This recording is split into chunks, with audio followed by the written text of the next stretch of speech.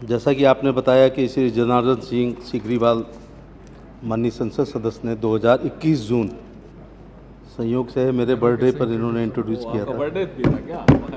और योगा दिवस भी था। योगा दिवस। उस दिन इन्होंने बहुत ही महत्वपूर्ण विषय, जिसमें अनिवार्य मतदान के लिए वो विधेयक लाए थे, लगभग हर शुक्रवार को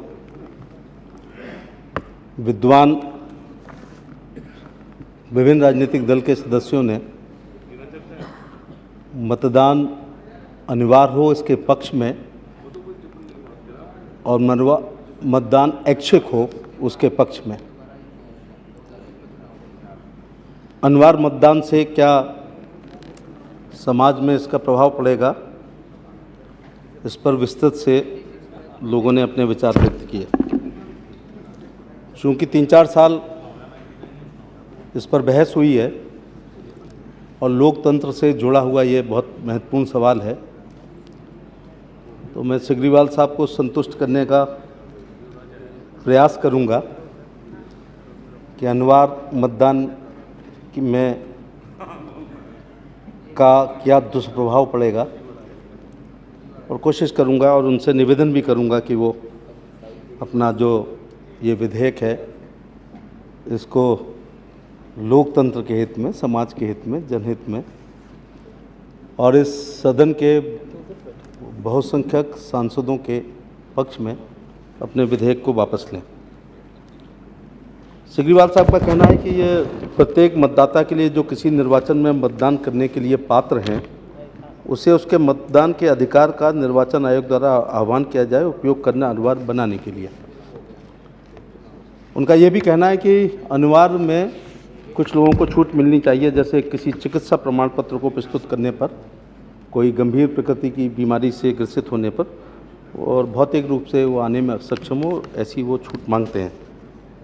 वास्तविक और सद्भावी आधार पर निर्वाचन आयोग द्वारा छूट प्रदान के लिए भी उन्होंने इसमें व्यवस्था रखी। आयोग मतदान के लिए आने वाले सभी नागरिकों की संरक्षा और सुरक्षा सुनिश्चित करे।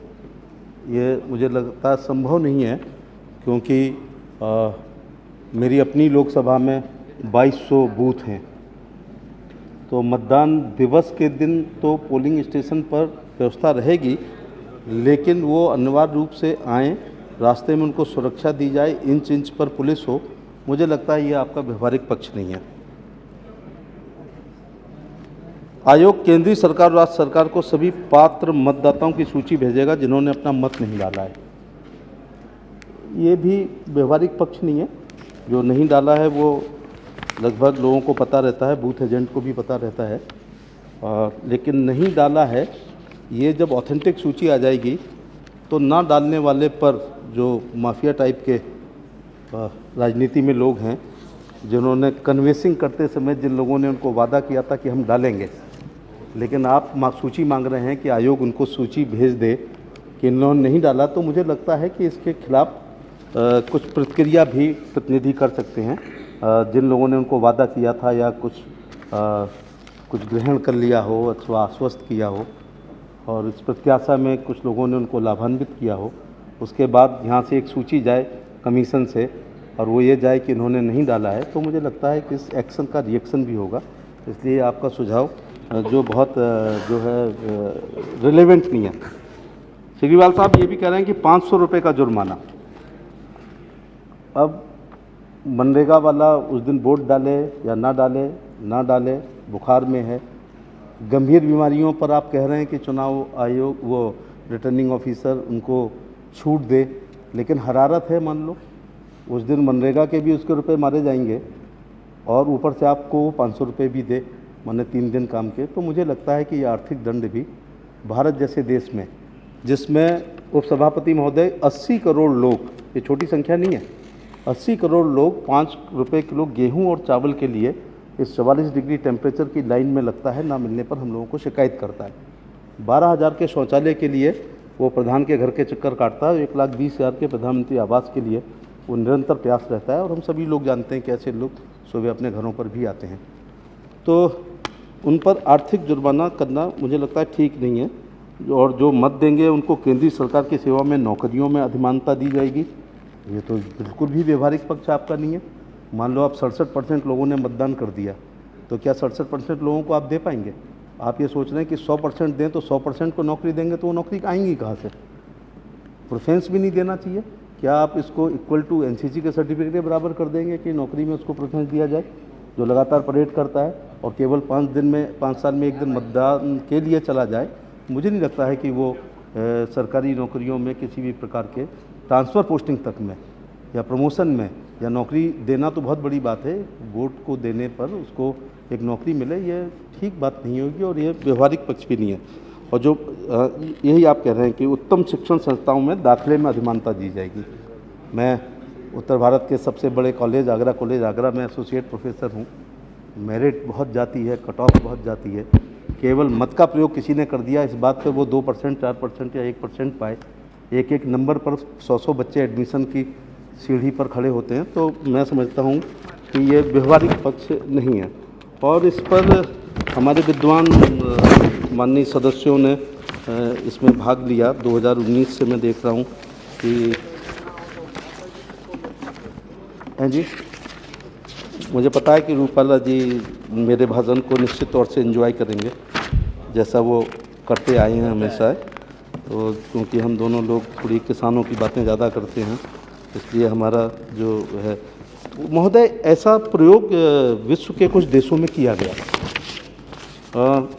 फिलीपींस ने किया, स्पेन ने किया, सिंगापुर ने किया, स्विट्ज़रलैंड ने एक छोटे से भाग में किया, थाईलैंड में किया, टर्की में किया, उरुग्वे में किया गया, यूएसए की जॉर्जिया में किया गया, वेनेजुएला में किया गया, बुल्गारिया में किया गया, चिली में किया गया, Congo democratic Republic of the Costa Raika में किया गया, साइप्रस में किया गया, डोमिनिकन रिपब्लिक और इक्वाडोर में, इजिप्ट में, फिजी में, फ्रांस के कुछ हिस्से में। लेकिन तुरंत उनको समझ में आ गया कि जो अनिवार्य वोटिंग कर रहे हैं उससे कुछ विषमताएँ पैदा हुई हैं और कंट्री को उसका नुकसान उठाना पड़ रहा था। तो उनको फिर उसमें से चिली ने अपने इस अनिवार्य वोटिंग को वापस लिया, साइप्रस ने अनिवार्य वोटिंग को वापस लिया, और इसी प्रकार से स्विट्ज़रलैंड के जो स्काफ्तासेन है उस जगह जहाँ होता था उन्होंने वापस लिया। उरुग्वे ने भी अपने अनिवार्य मतदान केंद्र को वापस लेने का काम किया। तो कुछ देशों ने लागू किया, लेकिन बहुत जल्दी उनको समझ में आ गया कि अनिवार्य वोटिंग है वो राष्ट्र हित में नहीं है, जनहित में नहीं है, समाज के हित में नहीं है, तो उनको वापस लेना पड़ा। तो इसलिए हम लोग भी चाहते हैं, इसमें बहुत प्रमुख लोगों ने इस विधेयक पर लगातार अपनी बात को कहने की कोशिश की है। मैं कोशिश करता हूं कि 2019 से मैं उन लोगों के नाम उद्धृत करूं जिन विद्वान लोगों ने इस बहस में भाग लिया है। डॉक्टर सतपाल सिंह जी, जो पुलिस कमिश्नर भी मुंबई के रहे हैं, बागपत जैसी सीट से सांसद हैं, भारत सरकार में मंत्री रहे, तो उनका ये सुझाव है क्या हमें शैक्षिक संस्थाओं में राजनीतिक प्रक्रिया आरंभ करनी चाहिए, इस पर चर्चा की जानी चाहिए। तो मैं इस विषय में कहना चाहूँगा कि वहाँ पर भी नहीं, क्योंकि व्यवहारिक रूप से ये साध्य नहीं है। 18 वर्ष की आयु पर विद्यार्थी द्वारा अपनी शिक्षा के विषय का चुनाव किया जा चुका होगा, वहाँ उसकी पाठ चर्चा में ऐसे किसी विषय को लाना ठीक नहीं। प्रहलाद सिंह जी ने कहा कि मैं एक शिक्षित व्यक्ति हूँ, प्रायः देखा गया है कि शिक्षित व्यक्ति मतदान में कम भाग लेते हैं। हम इस बात से सही नहीं है, सहमत नहीं हो रहे हैं, क्योंकि हम ये नहीं कह सकते कि शिक्षित व्यक्ति अपने मत देने के अधिकार का उपयोग नहीं करते हैं। दूसरा, संवैधानिक उपबंध नैतिक मूल्यों पर अप्रभावी होंगे। श्री जगन्का पाल जो हमारे वरिष्ठ सदस्य हैं, पीपी चौधरी साहब, संयोग से कि इन दोनों लोगों ने एक साथ बोला और आज दोनों लोग एक साथ बैठे हुए भी हैं और संयोग से अगल बगल के ज़िले से भी आते हैं। तो 22 देशों ने मत देने के अधिकार को उनका कहना है अनिवार्य बताया, इसलिए हमें भी इस पर विचार करना चाहिए। मैं पाल साहब से और माननीय पंकज चौधरी से कहना चाहूँगा कि हर देश की राजनीतिक, सामाजिक, आर्थिक, भौगोलिक परिस्थितियाँ अलग अलग होती हैं। कहीं पर आप भी, मैंने आपको पहली बार 1984 में जब आप एमएलए थे और शिक्षा राज्य मंत्री उत्तर प्रदेश के, तब देखा था, और जब आप आ रहे थे एनेक्सी में तो आपके जूतों में कीचड़ लगा था। तो इसका मतलब है कुछ नदी नाले पार करके अथवा आप किसी गांव से आए थे। मुझे लगता है माध्यमिक शिक्षा राज्य मंत्री थे आप, ये मैं आपसे 30 साल पुरानी बात कर रहा हूँ। हाँ, रात को 12 बजे आप मेरे को मिले नदी थे। नाले पार करके आए तो नहीं, मेरा अंदाज है कि जब एक मंत्री के वो पैंट, वाइट पैंट शर्ट में और लोटो शूज में कीचड़ लगा हुआ था, तो इसका मतलब है आप किसी कच्चे रास्ते से आए थे। एक तरफ आप कच्चे रास्ते से आए थे और एक तरफ आप मतदाता को सोचते हैं कि नदी नाले पार करके, कच्चे रास्ते को पार करके, कभी कभी मई जून में बरसात में पोलिंग हो जाती है, कई बार अपने हिल स्टेशन पर लैंडस्लाइडिंग हो जाती है, और उत्तराखंड में और ख़ासतौर से शिमला में और कश्मीर में जब माइनस में टेम्परेचर होता है और आप उसको अनिवार्य भेज रहे हैं, तो हाँ, और बालियान साहब के यहाँ जब गन्ना कट रहा हो, ये गन्ना खाते हैं, गन्ना ओढ़ते हैं, गन्ना बिछाते हैं, गन्ना ही इनकी आर्थिक है। जिस साल इनका गन्ना ठीक हो जाता है उस साल परचेज पावर इनकी बढ़ जाती है। तो आप कह रहे हैं कि हाँ, और जिस समय कढ़ाई में गुड़ बन रहा हो और अनिवार्य वोटिंग के लिए आप कहेंगे, तो मुझे लगता है कि वो गन्ने के रस में थोड़ी सी जो है मिठास है वो निश्चित तौर से कम हो जाएगी। इसलिए मैं कहना चाहूँगा कि हमारे देश का राजनीतिक परिदृश्य अन्य देशों से पालसा भिन्न है। हम इस स्थिति में नहीं है कि हम उनकी प्रत्येक चीज़ को अंगीकृत करना चाहिए। हमें प्रस्ताव का अपनी परिस्थितियों और सापेक्ष में मूल्यांकन करना चाहिए। मतदान करने को हमारे देश में संवैधानिक और कानूनी उपबंधों को देखते हुए कठोरतापूर्वक अनिवार्य नहीं हमें करना चाहिए। उक्त मुद्दे पर व्यापक रूप से विचार करते हुए भारतीय विधि आयोग का भी यही दृष्टिकोण है। उक्त नैतिक कर्तव्य और मौलिक कर्तव्य के बीच अवश्य ही अंतर है और हमें उस अंतर का भी ध्यान रखना चाहिए। अभी थोड़ी देर पहले जो उपसभापति की कुर्सी पर श्री भतीरी मेहताब साहब बैठे थे, उनका भी ये कहना था कि मतदान एक नागरिक अधिकार है, ना कि कर्तव्य। इट्स राइट नॉट ड्यूटी और नॉट कंपल्सरी ड्यूटी। और वैसे भी हम मौलिक अधिकारों की बात ज़्यादा करते हैं, मौलिक कर्तव्यों की बात ज़रा कम करते हैं, लेकिन मौलिक कर्तव्यों की भी बात होनी चाहिए। तो अनिवार्य मतदान अन्य चीज़ों का अतिक्रमण कर सकता है। अनिवार्य मतदान आवश्यक रूप से एक बाध्यकारी वाक्य है जो वाक्य की स्वतंत्रता का उल्लंघन करेगा, क्योंकि बोलने के अधिकार में आवश्यक रूप से नहीं बोलने का अधिकार सम्मिलित है। इसलिए उनका ये कहना है कि ये अलोकतांत्रिक होगा, किसी व्यक्ति को मतदान के लिए बाध्य किया जाए, क्योंकि ये उनका कहना है कि ये उसकी स्वतंत्रता का उल्लंघन है। और मैं और मेरा विभाग भी इस बात से सहमत है कि ये उसकी स्वतंत्रता का उल्लंघन होगा। तो माननीय सदस्य का दृष्टिकोण सही है। निर्वाचक मामलों में संबंधित संवैधानिक स्कोर और कानूनी उपबंधों के अनुरूप है। हुकुमदेव नारायण यादव साहब, जिनके भाषण से हम लोग बहुत लाभान्वित होते रहे हैं। जब वो बोलते हैं तो गांव, गरीब, किसान, खासतौर से हमारी बकरी का बहुत वो उल्लेख करते हैं, बकरी, भेड़, गांव, देहात, किसान उनका। लेकिन यहाँ पर वो अनिवार्य मतदान की प्रक्रिया को जरूरी कहते हैं। और दूसरी तरफ वो हमेशा गरीबी, कमज़ोर, पिछड़े, दलित, अनुसूचित जाति व्यक्तियों के हक और हुकूक की लड़ाई लड़ते थे। तो जिस दिन अनिवार्य वोटिंग के लिए जाएंगे तो मुझे लगता है सबसे ज़्यादा परेशानी में गरीब व्यक्ति आएगा, क्योंकि मुझे लगता है कि माइग्रेटेड लेबर होता है। जो गरीब व्यक्ति होता है वो माइग्रेटेड लेबर होता है। और जिस राज्य से, तो इस सदन के सदस्य नहीं है, लेकिन मैं जवाब देना चाहूँगा कि जिस राज्य से वो बिहार से आते थे, वहाँ के लोग पंजाब में बहुत ज़्यादा नौकरी करने के लिए जाते हैं। और अनिवार्य वोटिंग होने के लिए, और जिस समय उन्होंने ये बात कही थी उस समय वन नेशन, मोदी जी का वन नेशन वन ग्रिड नहीं था, वन नेशन वन राशन उस समय नहीं हो पाया था, वन नेशन वन इलेक्शन की अवधारणा नहीं आई थी। इसलिए ऐसा नहीं संभव था जिस समय उन्होंने अपने विचार व्यक्त किए थे कि बिहार की माइग्रेटेड लेबर पंजाब में काम कर रही हो और अनिवार्य वोटिंग के लिए उसे बिहार आना पड़े, और पंजाब में वो अपना वोट नहीं डाल सकते थे। इसलिए उस समय की परिस्थितियों के अनुसार, आज की परिस्थितियों के अनुसार ये बहुत रिलेवेंट बात नहीं है। भैरव प्रसाद मिश्रा ने कहा है कि इसका एक बीच का रास्ता है, वो है नोटा। और देख रहे हैं कि नोटा का प्रयोग जो लोग करना चाहते हैं वो कर रहे हैं। भगवत मान जी यहाँ बोलने के बाद पंजाब चले गए हैं। उनकी राय है कि मतदान नहीं किए जाने के लिए सरकारी सुविधाएं याद में कटौती की जानी चाहिए। तो सरकारी सुविधाओं में कटे नहीं, लोग कोर्ट में चले जाएंगे। मैंने फिर कहा ना कि ये उनका मौलिक, ये उनका अधिकार है, उनका कर्तव्य नहीं है। आप उनकी सरकारी योजनाओं में कटौती करेंगे, उनका राशन कार्ड छीनेंगे या उनको कल्याणकारी योजनाओं से वंचित करेंगे, तो निश्चित तौर से वो कोर्ट का दरवाज़ा खटखटाएंगे। और इसमें संविधान के किसी न किसी विचार, अभिव्यक्ति की स्वतंत्रता या उसके मौलिक अधिकार का कहीं कहीं हनन निश्चित तौर होगा। इसलिए मान साहब की बात से भी हम बहुत ज़्यादा सहमति व्यक्त नहीं कर पा रहे हैं। श्रीमती कविता कलवा कुंतला ने ये कहा है, ये और भी आगे बढ़ के कह रही हैं। उनका कहना है कि मतदान नहीं करते उन्हें दंडित किए जाने के बजाय, हाँ ठीक कहना है, मतदान करने के लिए प्रोत्साहित करना चाहिए। हाँ जी, हाँ जी। प्रोत्साहित करना चाहिए। तो ये मैं उनकी बात से सहमत हूँ। दुष्यंत चौटाला जो हमारी कहा जनसंख्या का आकार इस प्रयास में बहुत बड़ी बात है। खैर CR चौधरी साहब ने कहा, जयप्रकाश नारायण निषाद जी ने, रमेश विधूड़ी साहब ने इसमें भाग लिया, चंद्रकांत खैर साहब ने, TG वेंकटेश ने। आज मैं जो है इनकी बात नहीं सुन पा रहा हूँ किन्हीं कारणों से कि बालियान साहब जो चाह रहे हैं, और कोंडा विश्वेश्वरैया रेड्डी साहब ने अनुमान मतदान को सबसे बड़ा लाभ ये है कि सरकारी नीतियां और लोगों का प्रतिनिधित्व जनता की इच्छा और आकांक्षा के अत्यधिक निकट होगा। ये बात किसी हद तक सही है कि ज़्यादा वोट जी आधार से जोड़ रहे हैं, बहन जी आधार से जोड़ रहे हैं, लेकिन अनिवार्य नहीं। तो रमेश चंद्र कौशिक का कहना है कि प्रतिशत बहुत कम है। इसी प्रकार से अब्दुल खालिक साहब ने भाग लिया, बाद में अजय मिश्रा जी और सब लोगों ने भाग लिया जी।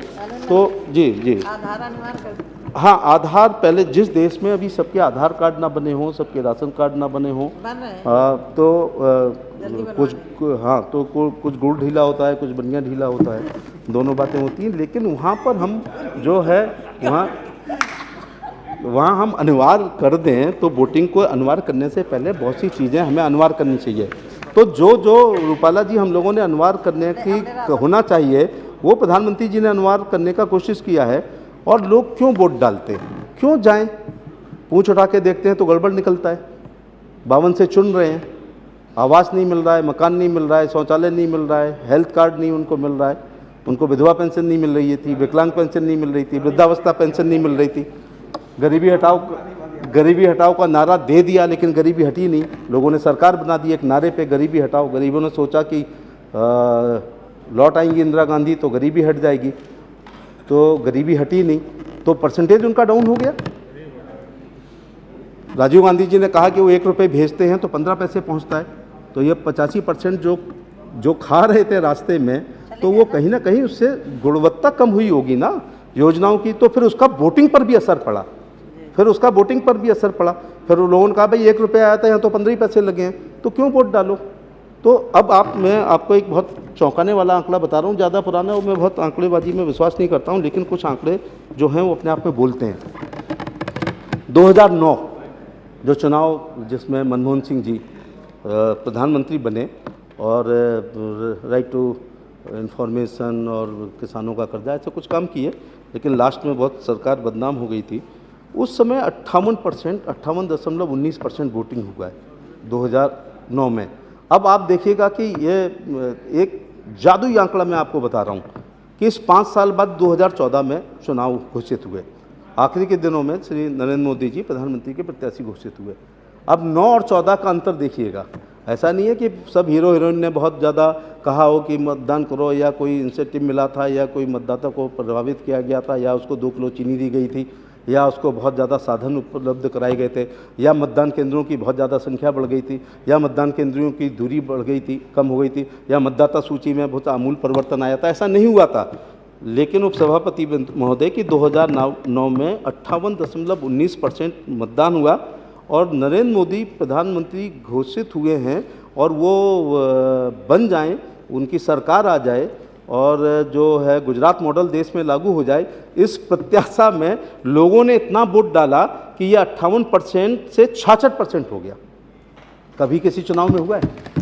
किसी भी 52, 57, 62, 67, 69, 74, 77, 80, 84, 89, आप कोई सा भी उठा के देख लो, 91, 96, 98, 99, 2004, मेरे ख्याल से मैंने सारे चुनाव का जिक्र कर दिया। अचानक 2009 और 14 में 8.4% की वृद्धि हो गई। ये अचानक हो गई क्या? इसीलिए सेग्रीवाल साहब कह रहा हूँ कि इसको अनिवार्य ना करिएगा। अगर आप गरीब कल्याणकारी योजनाएं लागू कर देंगे, उनको नीचे ले आएंगे और वेलफेयर स्टेट हो जाएगी, और हमारी योजनाएं जो होंगी वो गरीबों के कल्याण की होंगी। अगर कोई भी सरकार अगर पहले से 12,000 रुपये का शौचालय, खेत में शौच करती हुई महिला को किस प्रधानमंत्री ने नहीं देखा था? हेडलाइट की रोशनी आने पर उसको खड़े होते हुए किसने नहीं देखा था? क्यों नहीं बने? तब तो ज़्यादा बनना चाहिए था, तब तो ज़्यादा गरीबी थे।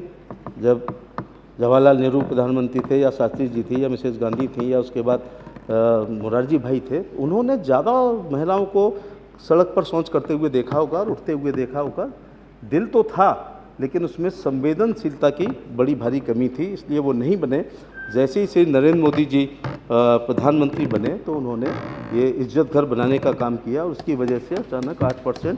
हाँ, मैं ये भी बता दूं, केवल मतदाता यहीं नहीं रुका है। 2009 के बाद 14 के बाद जब 19 का लोकसभा का चुनाव आया है तो फिर 1.1% फिर बढ़ गया है।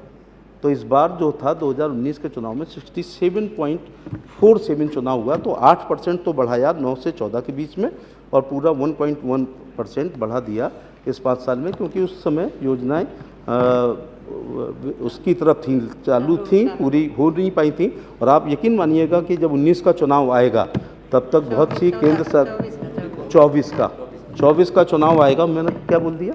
19। अच्छा, 19 का हिस्सा हम लोग करके ही आए हैं। 24 का चुनाव जब आएगा तो तमाम सारी योजनाएं जो निर्माणाधीन थी वो कंप्लीट हो चुकी होंगी, अंतिम व्यक्ति के चेहरे पर मुस्कान आ चुकी होगी, तो निश्चित तौर से ये परसेंटेज भी बढ़ेगा। तो मैंने फिर कहा कि ये राइट है, ड्यूटी नहीं है, प्रोत्साहित करना चाहिए। और इस प्रोत्साहन की दिशा में बहुत काम किए गए हैं। एक्शन में जेल होगी, ये ठीक नहीं है। लॉ कमीशन ने भी इसको जो है वो मना किया है कि इस विषय में विभिन्न अलग अलग समितियां बनी हैं, उन समितियों ने भी इसके खिलाफ में ही अपनी रिपोर्ट को देने की कोशिश की है। इसलिए मैं ये बताने की कोशिश करूंगा कि ये एक ऐसा पक्ष है जिस पे बहुत लोग इसके पक्ष में बोल रहे हैं, बहुत लोग इसके खिलाफ में बोल रहे हैं, लेकिन इस विषय में 1950 में जब संविधान लागू हुआ था तब पहले ही साल बाबा साहब भीमराव अंबेडकर की अगुवाई में जो है लोक प्रतिनिधित्व अधिनियम के दौरान विचार व्यक्त किया गया था कि इसमें अनुवाद किया जाए। तो बाबा साहब की अगुवाई में ही इसको जो है मना कर दिया गया कि भारत जैसे विकासशील, तब तो अविकसित देश था, लेकिन आज विकासशील देश है, तो विकासशील के देश में भी ऐसा होना संभव नहीं है। फिर इसके बाद निर्वाचन सुधार संबंधी राष्ट्रीय संवैधानिक पुनर्विलोकन कार्य समिति, जिसको NCRWC कहा गया है, तो उन्होंने भी मना किया। तारकुंडे समिति एक बैठी गई, और तारकुंड में बहुत डिटेल में अब नहीं जाऊँगा क्योंकि हमारे कुछ मित्रों को कहीं हाईटी में जाना है।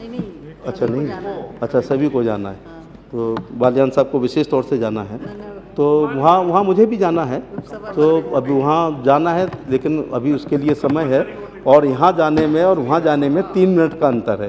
तो मैं 3 मिनट का केवल रास्ते में है, तो आप एक तरफ तो 3 किलोमीटर पैदल चल करके उसको अनवार वोट के लिए बात कर रहे हैं, यहाँ थोड़ी जल्दी कर रहे हैं, जहाँ 3 मिनट में हम NXE में पहुँच जाएंगे। खैर, तो तारकुंडे समिति ने भी कहा कि ये हमने इसे उन निर्वाचन में मतदाताओं के लिए उनके मत डलवाने के लिए अनिवार्य बनाने की वांछिता पर गंभीरता से विचार किया, और जब लोगों से बात की, लोगों ने गुस्सा व्यक्त किया है कि ये संभव नहीं है। इसके अनुसरण में अनिवार्य मतदान के मुद्दे पर चर्चा संसद में 2004 और 2009 में तब हुई थी जब इस आशय के 2 प्राइवेट सदस्य विधेयक पुनर्स्थापित किए थे। उनका भी हश्र वही था। हालांकि मैं आपसे निवेदन करूंगा, मैं हश्र नहीं कहूंगा, मैं आपसे अनुरोध करूंगा कि आप अपने इस जो बौद्धिक विधेयक है आपका, उसको आप जो वापस ले लें तो ठीक रहेगा।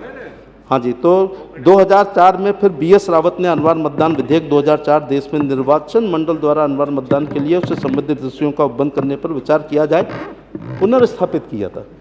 तो ये ऐसी बात नहीं है कि सांसदों के बीच में ये बात दिमाग में आती थी कि अनिवार्य हो जाएगा तो शायद उनके चयन में ज़्यादा आसानी होगी, या जो चयन होंगे तो बहुमत के आधार पे होंगे, क्योंकि कई जगह कुछ लोग बूथ कैप्चर के द्वारा भी इस प्रकार से अपना पक्ष में रिजल्ट कर लेते थे, तो इसलिए उन्होंने अनिवार्य कहा था।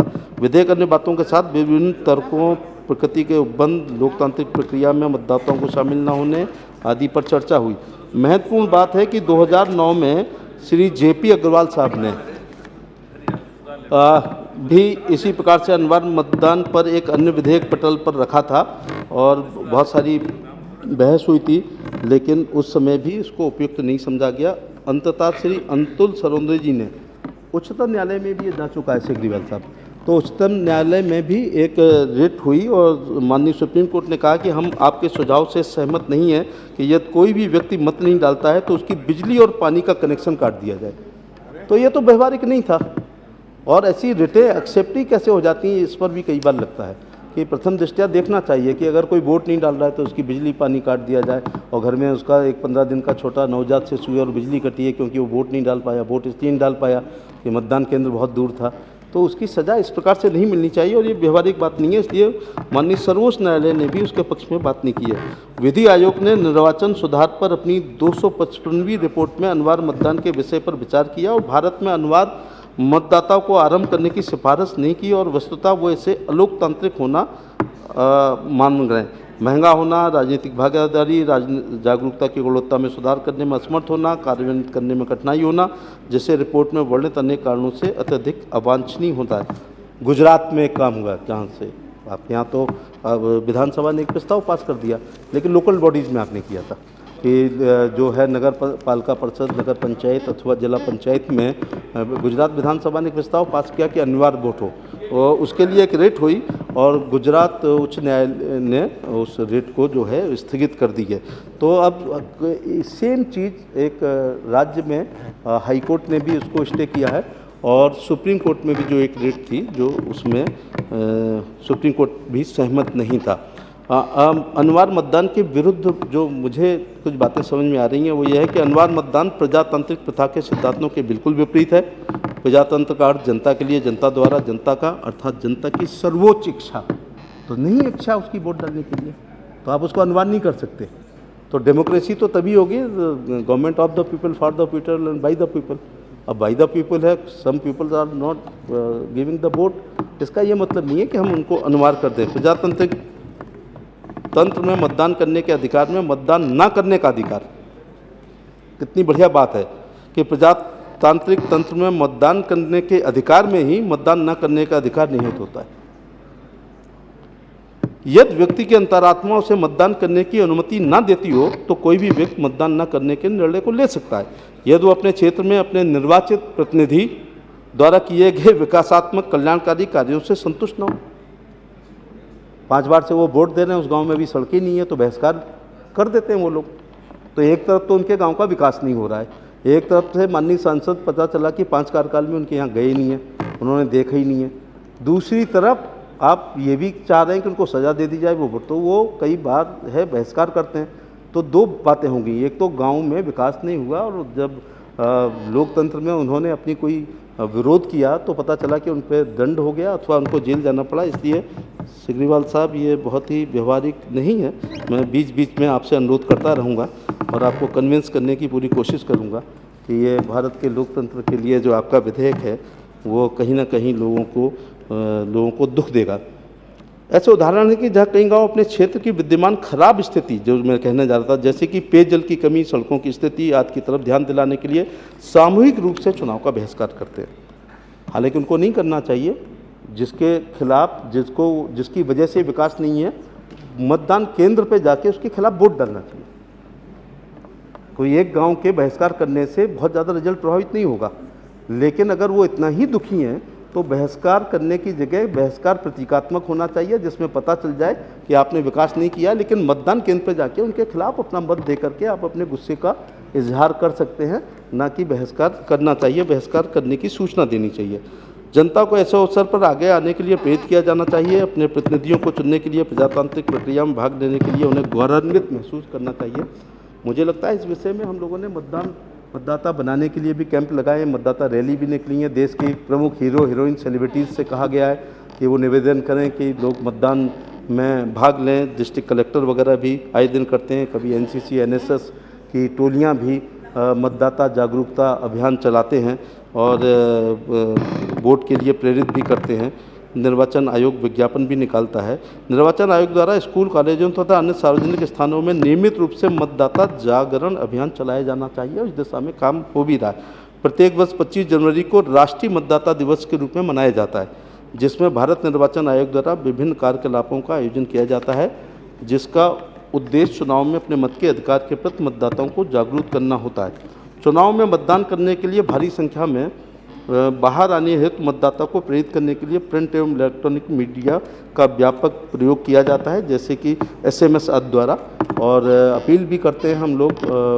मतदाता सूची भी भेजते हैं, पोलिंग स्टेशन पे एक बस्ता भी लगता है। मुझे लगता है कि हमारी भी पर्ची जाती है विभिन्न राजनीतिक दलों की और BLO के द्वारा भी आजकल जाती है, जिससे मतदान केंद्र पर जाकर के उन्हें बहुत ज़्यादा परेशानी ना हो, ढूंढना ना पड़े। मुझे लगता है कि चुनाव आयोग ने जो कई सुधार किए हैं उसमें एक ये भी किया है कि मतदान केंद्रों की संख्या बढ़ाई है। पैंडेमिक में जो खासतौर से चुनाव हुए हैं उसमें 1000 से कम ही मतदाताओं को रखा है।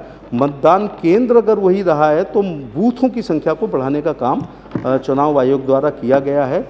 और इस विषय में ये भी कहा गया था कि भाई वैक्सीनेशन वगैरह कराएं तभी आएँ, तो परसेंटेज बढ़ी है। मतदाताओं की शिक्षा 2009 में निर्वाचन आयोग द्वारा शुरू किए गए फ्लैगशिप कार्यक्रम सुनियोजित मतदाता शिक्षा एवं निर्वाचक भागीदारी कार्यक्रम SVEEP जो भारत में मतदाताओं की जागरूकता को करता है तथा मतदाता साक्षरता को बढ़ावा देता है, ने मतदाताओं की उपस्थिति में क्रमिक वृद्धि करने में काफ़ी मदद की है। भारत निर्वाचन आयोग द्वारा किए जा रहे सतत एवं ठोस प्रयासों के परिणाम स्वरूप पिछले वर्षों के दौरान मतदान की प्रतिशतता में काफ़ी वृद्धि हुई है। भारत निर्वाचन आयोग द्वारा की गई सूचना के अनुसार 51 में मात्र 45.67% हुआ था और 2019 में ये 67.74% हो गया है। तो आप अंतर महसूस कर सकते हैं। जबकि उस समय के आज़ाद कराने वाले कहते थे, वो कांग्रेस के लोग थे जो कहते थे कि उन्होंने आज़ादी दिलाई है, लेकिन उनकी क्रेडिबिलिटी इतनी नहीं रही। देश आज़ादी के कारण बहुत है। कांग्रेस ने अगर इस श्रेय को लेने का प्रयास किया है, लेकिन जब मैं वोट ऑफ परसेंटेज देखता हूँ तो 55% लोगों को तत्कालीन कांग्रेस के बड़े महान दिग्गज नेता वो मतदान केंद्र पे नहीं ला पाए। अब सोच लीजिएगा कि वो 55% लोगों को देश में मतदान केंद्रों पे नहीं ला पाए। और वहीं 2014 में और 2009 में श्री नरेंद्र मोदी के प्रधानमंत्री बनने की प्रत्याशा में 14 में पड़े और फिर 19 में, तो 14 में ही 8.4% वोट बढ़ाए, 8.4% बढ़ाए। अब ये क्लियर अंतर को मैं बताना चाहूँगा। तो इससे मैं क्या कहना चाहता हूँ, मैं अपने विपक्षी मित्रों से कहना चाहता हूँ कि अगर ऐसे ही लोक कल्याणकारी योजनाओं को आपने 52 से लगा दिया होता तो सिगरीवाल साहब को अनिवार्य वोटिंग का विधेयक लाने की आवश्यकता ही नहीं पड़ती, क्योंकि 2009 में और 2014 के बीच में नरेंद्र मोदी जी के प्रधानमंत्री बनने की उम्मीद में और देश में विकास का गुजरात मॉडल लागू होगा तो सबने सोचा कि राजनीतिक अंत्योदय होगा, सामाजिक अंत्योदय होगा, आर्थिक अंत्योदय होगा। और द्रौपदी मुर्मू साहब जब से राष्ट्रपति बनी हैं तो अंतिम पायदान पर खड़ी हुई महिला जो हमेशा हर जात की पिछली होती है, ऊपर से आदिवासी तो ज़्यादा ही पिछली होती है, और वो सबसे सर्वोच्च पद पर पाते हैं। ये मैं समझता हूँ कि दीनदयाल उपाध्याय की जो अंत्योदय योजना थी, तो अंत्योदय को परिभाषित लोग करते रहे, क्या करते रहे, आवास दे दो, शौचालय दे दो, या विधवा पेंशन दे दो, या विकलांग पेंशन दे दो, वृद्धावस्था पेंशन दे दो, यही अंत्योदय हुआ। सत्ता वो चाबी है जिससे दुनिया का हर ताला खुलता है। तो वो ताले की चाबी दी ना एक आदिवासी महिला को। तो ये मैं अपने शब्दों में कहूँगा कि पंडित दीनदयाल उपाध्याय के अंत्योदय को राजनीतिक अंत्योदय, सामाजिक अंत्योदय और न्यायिक अंत्योदय देने का काम नरेंद्र मोदी जी ने, बीजेपी ने और एनडीए ने अंतिम पायदान पर खड़ी हुई उड़ीसा की आदिवासी महिला को राष्ट्रपति बना करके उसको परिभाषित जमीन पर करने का प्रयास किया है। तो अब मैं कुछ, मेरे ख्याल से काफ़ी बातें हो गई हैं। तो क्यों जाते लोग, 47 में देश आज़ाद हुआ, 52 के पहले चुनाव में 55% लोगों को, विधेयक पे ही बोल रहा हूँ, पर हाँ, तो अगर 52 में, 57 में, 62 में, 72 में, 74 में कब का नारा था ये गरीबी हटाओ इंदिरा गांधी का, तो वो गरीबी हटाओ के नारे से गरीबी नहीं हटी, लेकिन सरकार आ गई। एक शेर सुन लो कि गरीबों का लहू तुम्हारी कारों का डीजल है, और गरीबी मिट जाएगी तो तुम क्या रिक्शा चलाओगे? तो नहीं चला सकते थे ये लोग रिक्शा, इसलिए गरीबी को बनाए रखा था। जाने का है तो फिर चलिए, तो इसलिए क्यों जाएं जब गरीब कल्याणकारी योजना नहीं थी। अब आजकल को परसेंटेज क्यों ज़्यादा होगी अगर हम नहीं गए, ये वाले ज़्यादा आ गए,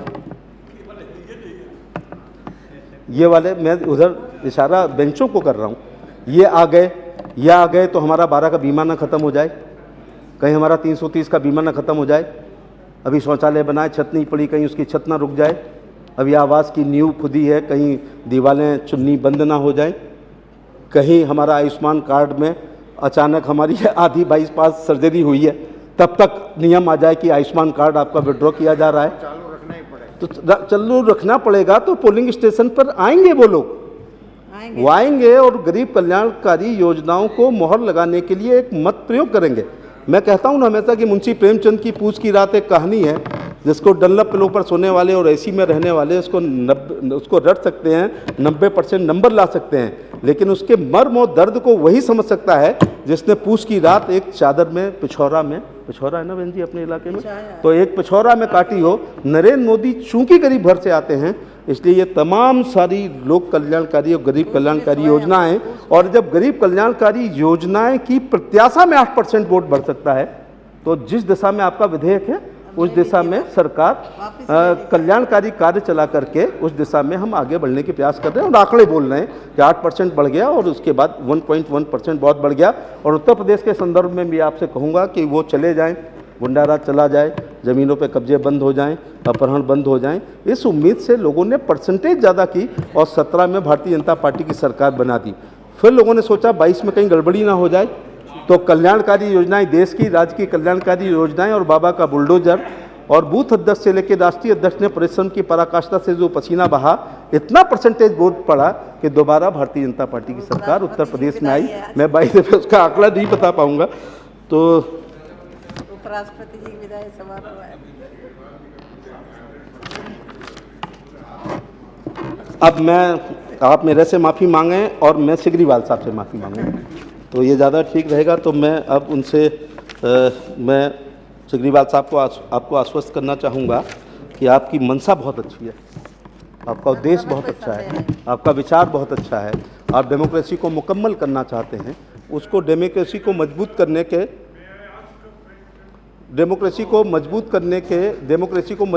के और भी कई तरीके हैं। डेमोक्रेसी किसी को दुखी करके मजबूत नहीं होनी चाहिए।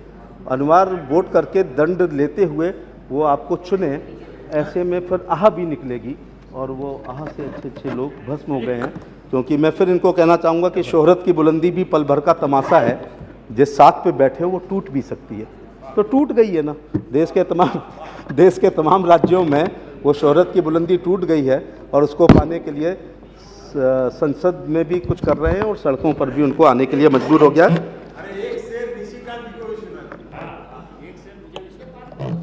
Amen. I want to ask a very special question. हाँ, मैं प्रोफेसर साहब तो शेर वाली बात नहीं है, लेकिन मैं प्रोफेसर साहब बघेल साहब हाँ, तो अनिवार्य अभी इसलिए नहीं कि अभी विकास करना है, तो विकास की प्रत्याशा में लोग जाएंगे, लेकिन अनिवार्य ना करिए। 100 में 70 आदमी फिलहाल जब नासाद हैं, दिल पर रख के हाथ ये कहिए देश के आज़ाद है। कोठियों से मुल्क के मेयर को मत आंकिए, आधा हिंदुस्तान तो फुटपाथ पर आबाद है। और इसी फुटपाथ पर आबाद जनता के लिए नरेंद्र मोदी जी ने 1,20,000 का प्रधानमंत्री ग्रामीण आवास योजना और 2.5 लाख का शहरी आवास योजना करने का, हाँ 1.5 लाख का शहरी आवास योजना, ग्रामीण 1.5 लाख का और शहर में 2.5 लाख का। इसके अलावा हम इलाज के अभाव में ना मरें, गरीब आदमी काढ़ा से बुखार ठीक करता है, चाय में पत्ती डाल के, तुलसी डाल के ठीक करता है। इसके बाद मनरेगा के बचे हुए कुछ रुपयों को लेके डॉक्टर के पास जाता है, डॉक्टर कहता है 5 दिन का ये आपका एंटीबायोटिक कोर्स चलेगा, ऑगमेंटिन और सिट्रजिन चलेगी। वो कहता है भाड़ में जाए तुम्हारी ऑगमेंटिन और सिट्रजिन, ये 28 रुपये बचे हैं, इसमें दवा दे दो। तो वो नीली लाल पीली कुछ बिना रेपर की गोलियों को कागज़ में लपेट करके देता है। मरना हम सबको है, लेकिन इलाज के अभाव में कोई नहीं मरेगा, क्योंकि प्रधानमंत्री स्वास्थ्य योजना में आयुष्मान कार्ड में 5 लाख रुपए प्रति व्यक्ति का उसको मिलेगा। श्रमिकों का भी ख्याल रखा है, इसलिए श्रमिक परसेंटेज ज़्यादा कर देंगे, आप देख लेना अगली बार, क्योंकि ई श्रमिक कार्ड अपन ने कर दिया है। और अनिवार्य की जगह हमें कोशिश करनी चाहिए कि हम कहीं से राशन जब ले सकते हैं तो कहीं से वोट डाल सकें। मुझे लगता है ये ज़्यादा अच्छी बात है कि जब हम इलेक्ट्रॉनिक में और नेट वेट ठीक हो जाए, जब हम साइंस एंड टेक्नोलॉजी में आगे आ जाएं, तब ये होना चाहिए कि अगर हम बिहार की माइग्रेटेड लेबर अगर पंजाब में है तो वो वहाँ काम करते हुए वोट डाल सकें और वो पंजीकृत हो जाए। तो फिर ऐसे में उन लोगों को भी कष्ट होगा जो बूथ कैप्चर से फिर मैनपुरी में, आजमगढ़ में, करहल में, फिरोजाबाद में, बदायूं में, संभल में ऐसी सीटों को जो लोग निकाल लेते हैं। तो आपकी इस अनिवार्य वोटिंग से, लेकिन वो अनिवार्य वोटिंग वो फिजिकली ना हो, जिस दिन हम साइंस टेक्नोलॉजी में एडवांस हो जाएं और अपने मोबाइल पर कहीं से भी वोट डाल सकें, तब आपका ये विधेयक थोड़ा रिलीवेंट होगा।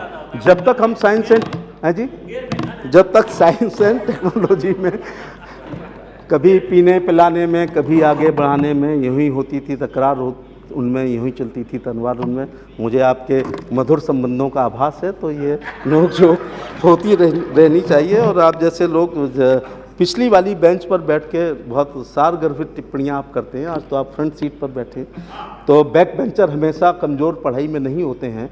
ये निशिकांत दुबे ने सिद्ध कर दिया है कि पीछे वाली बेंच से बैठ के, पीछे वाली बेंच पर बैठ के और व्यवस्था का प्रश्न के नाम पर जितनी बार आपने पॉइंट ऑफ ऑर्डर मांगा है, मुझे लगता है संसदीय इतिहास में ये भी एक रिकॉर्ड होगा। और पॉइंट ऑफ ऑर्डर वही मांग सकता है जिसके यहाँ पर थोड़ा बहुत होता है। तो फ्रंट सीट तो आज बिहार के लोगों में, झारखंड के लोगों में आपस में जो होड़ मची है, तो मेरे ख्याल से सिग्रीवाल साहब से अनुरोध करूंगा कि बहुमत जनता ने इसके पक्ष में अपने मत व्यक्त नहीं किए हैं। नेशनल लॉ कमीशन ने इसके पक्ष में अपनी बात नहीं कही है, हाई कोर्ट ने इसके पक्ष में अपनी बात नहीं कही है, माननीय सुप्रीम कोर्ट ने भी एक प्रतिकूल टिप्पणी करी है।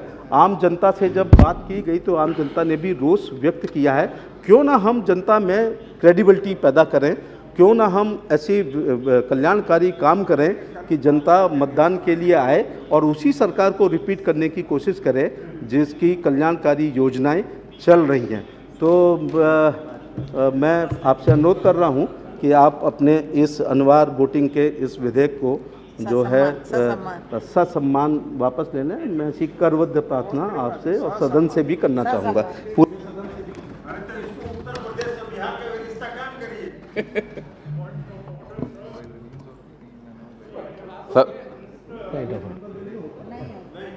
सभापति No, private member bill, there is no point of order. सभापति महोदय, अभी माननीय मंत्री जी ने जो जवाब दिया है, बहुत सारी बातों को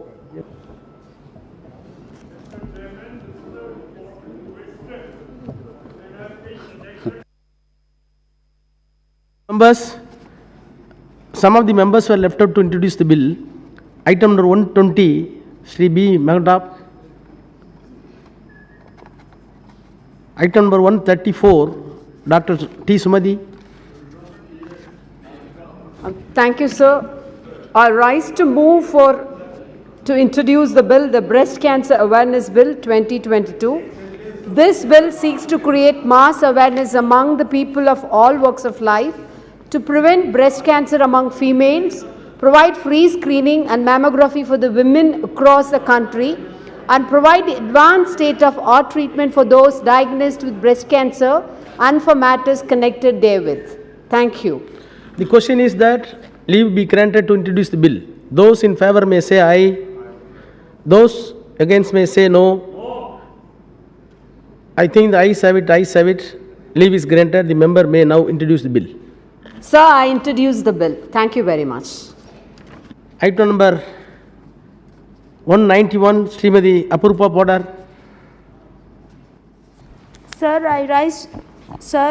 I rise to move to introduce the bill further to amend the Right of Children to Free and Compulsory Education Act 2009. The question is that leave be granted to introduce the bill. Those in favor may say aye. Those against may say no. I think ayes have it, ayes have it, leave is granted. The member may now introduce the bill. Introduce the bill, sir. Item number 193, Srimati Apurva Bodar. Sir, I rise to move to introduction a bill further to amend the Constitution of India, sir. The question is that leave be granted to introduce the bill. Those in favor may say aye. Aye. Those against may say no. I think ayes have it, leave is granted. The member may now introduce the bill. Sir, I introduce the bill. Item number 194, Srimati Apurva Bodar. Sir, I rise to introduce a bill to provide for the welfare and protection of the fishermen and for the matters connected therewith for the incidental thereto. The question is that leave be granted to introduce the bill. Those in favor may say aye. Those against may say no. I think ayes have it, leave granted. The member may now introduce the bill. Introduce the bill. Mr. Janardhan Singh Sigriwal. अभी सारी बात आप ही लोग कह रहे हैं तो फिर थोड़ा सा तो हमको दीजिए। सभापति महोदय, माननीय मंत्री जी ने जिस तरीके से अनिवार्य मतदान विधेयक पर जो अपनी बातें रखी है, बहुत सारी बातों को तो उन्होंने आज के परिस्थिति में अनुकूल रखा है, लेकिन आज के परिस्थिति में आज जो सरकार है, आज जिसके नेतृत्व में सरकार चल रही है, उनकी जो भावना है, हमें लगता है उनकी भावना आज पूरे नेशन को एक सूत्र में बांध करके एक तरीके से एक रूप में ले चलने का है। और चाहे उसमें जीएसटी हो, एक नेशन एक कर की बात हो, चाहे वन नेशन वन कार्ड की बात हो, और उसी तरीका से यह अनिवार्य मतदान की भी बात है। सभापति महोदय, आज लगभग 90 करोड़ मतदाता 2019 के लोकसभा चुनाव के स्तर पर जो गिनित है वह हैं, और इसमें आज भी 60 करोड़ ही मतदाता अपने मत का प्रयोग किया है। मंत्री महोदय बता रहे थे कि इन लोगों को दंड देने की बात, या मैं अपने सहमत नहीं हूं कि दंड दिया जाए, लेकिन जितने पैसे इन मतदान कराने के लिए रैलियां, छात्रों के लिए रैलियां निकाली जाती है, अधिकारियों के से रैलियां निकाली जाती है, अपने चुनाव आयोग प्रचार में जो पैसे खर्च करते हैं, मेरा इसमें स्पष्ट मानना है कि अगर अनिवार्य मतदान कर दिया जाए तो यह तमाम पैसे जो सैकड़ों करोड़ में या सारे पैसे लगते हैं, समय लगते हैं, और वह गरीब कल्याण के योजना में लगाई जाए, मेरा यह कहना है। और इसीलिए मैंने इस बिल को इस सदन में मैं लाया था, और मैं बधाई करता हूं सदन को कि घंटों, मैं तो कहता हूं कि ऐतिहासिक बिल होगा। अभी तक इतने घंटे, यह 16वीं लोकसभा में भी 10 साढ़े 10 घंटे चर्चे हुए, और इसमें भी 7 घंटे से ज्यादा चर्चे हुए, और 2 दर्जनों से ज्यादा हमारे माननीय सदस्यों ने अपने विचार रखे, और सबने कहीं ना कहीं पॉजिटिव अपने बात को रखा है कि अनिवार्य मतदान करने से क्या फायदा होने वाला है। सभापति महोदय, कई एक स्तरों पर जो मनी पावर, मसल पावर, अन्य तरीके से जो लोग मतदाताओं को डरवा करके, धमका करके, पैसे के बल पर मतदान केंद्रों पर न जाने के लिए विवश करते हैं, उनका अनिवार्य मतदान हो जाएगा तो सरकार भी उसकी व्यवस्था करेगी, चुनाव आयोग भी उसकी व्यवस्था करेगी, और चुनाव आयोग तो कई एक नई व्यवस्थाएं भी खड़े कर दिया है यार। और इसी के वजह से आज हमें लगता है कि यह मतदान और ज्यादा परसेंटेज बढ़ा है।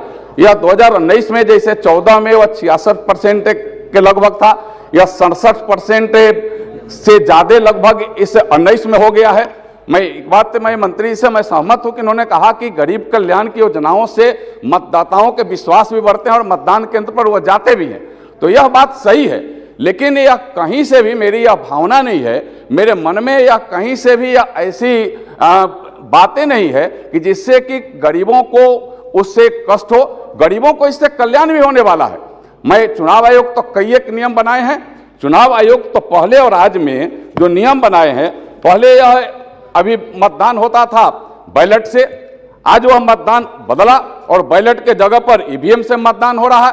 पहले आपको आई कार्ड की आवश्यकता नहीं होती थी, अब आई कार्ड के भी कई एक प्रोसेस चुनाव आयोग ने लाने का काम किया है। यह चुनाव आयोग की अपने जिम्मेदारी के तहत, और चुनाव आयोग सबका मतदान कैसे उनके मतदान केंद्रों पर हो सके, यह बात चुनाव आयोग तय करे। सरकार तो पॉजिटिव सरकार है, सरकार कई एक स्तरों पर इसमें सुविधा देने का भी काम आज सरकार ने किया है। सभापति महोदय, मैं कहूं कि आज आधुनिक मतदान केंद्र भी बनाए गए हैं, महिलाएं भी 100% मतदान केंद्रों का संचालन करें, मत दिलवाने का काम करें, यह भी व्यवस्था बनाई गई है। आज अभी विशेष रूप से मतदान केंद्रों पर बैठने का, पीने के पानी का, और उनके ऊपर आगे टेंट इत्यादि लगा करके जो स्पेशलाइज मतदान केंद्र है उसको भी यह सुविधा आज मतदान में आज चुनाव आयोग देने का काम किया है। वैसे चाहे दिव्यांग मतदाता हो, चाहे प्रेगनेंसी के अवसर पर हमारी वैसे बहनें और मतदाताएं हों, उनको गाड़ी भेज करके मतदान केंद्र पर लाने का, यह तमाम व्यवस्थाएं आज 19 के लोकसभा में उसके बाद के मतदान पर यह बनाए गए हैं, यह सुविधा तो बढ़ाई गई है। मैं यह कहता हूं कि अगर यह अनिवार्य होता है तो वह और सुविधा को बढ़ाई जाएगी, और जितने पैसे अपव्यय हो रहे हैं, इन चीजों में जो समय व्यतीत हो रहा है वह समय और व्यय होने की बातें वह खत्म होगी और इससे लोगों को उसका व्यापक लाभ मिलेगा। और मैं तो कहता हूं माननीय मंत्री जी से, यह माननीय नरेंद्र मोदी जी की सरकार है जो देश के प्रधान सेवक के रूप में वह सेवा करने का काम कर रहे हैं। वे स्वयं एज ए मुख्यमंत्री, वे स्वयं गुजरात में अनिवार्य मतदान हो और इसके लिए पंचायती राज व्यवस्था में उन्होंने लाने का उन्होंने काम किया था। मैं तो कहूंगा कि माननीय मंत्री जी को एक बार प्रधानमंत्री जी से भी इस विषय पर विमर्श करना चाहिए, क्योंकि यह समान बात नहीं है।